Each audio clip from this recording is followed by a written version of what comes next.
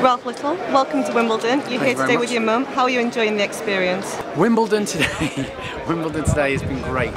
We've had a great time. It's my first time here, it's my mum's first time here. My mum was quite a good tennis player in the day, not quite this standard, which was quite good. So it's been a real joy to bring her down and watch her sort of marvelling at Serena's power and ability, and take her on centre court. It's been brilliant.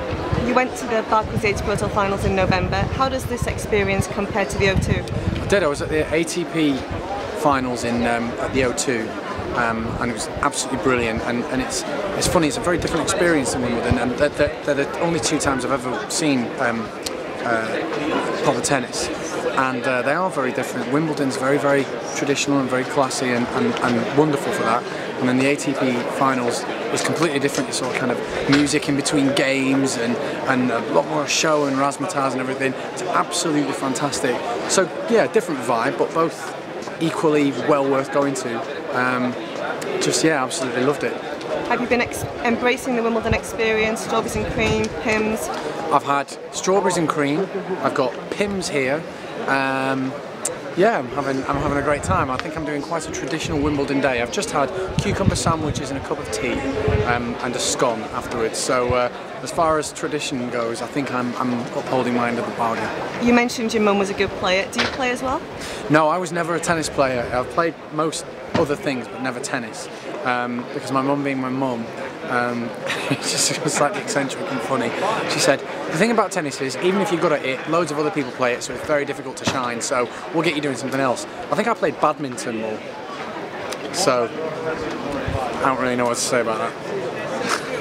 That tells you everything you need to know about my mum. There's a buzz at Wimbledon today after Andy Murray's result yesterday. Did you watch his match with Tsonga? I did. I watched Andy Murray's match with Tsonga. I thought he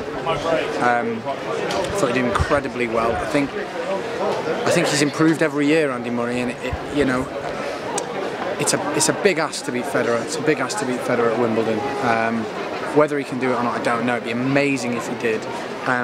But having said that, he's getting better and better each year. He's improving. It's not like every time he does well, it's not like it's a fluke. He's a proper player. He's a proper world-class player. So it's sort of, I'm already thinking, even if it's not this year, I think he will do it. His match against Tsonga's a big guy, big hitter. I watched him at the ATP finals beat Nadal. And he was, when you see him up close, you realise how strong he is. But Andy Murray managed to find a way to soak up that power, soak up that pressure.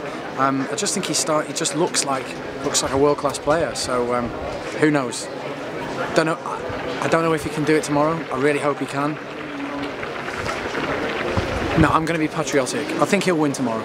How do you think life would change for Andy Murray if he won the Wimbledon title? I think life would change. I think it'd be a weight off his shoulders because to anyone British, I think that the Wimbledon final, you always carry that extra weight of pressure from the expectation from the population.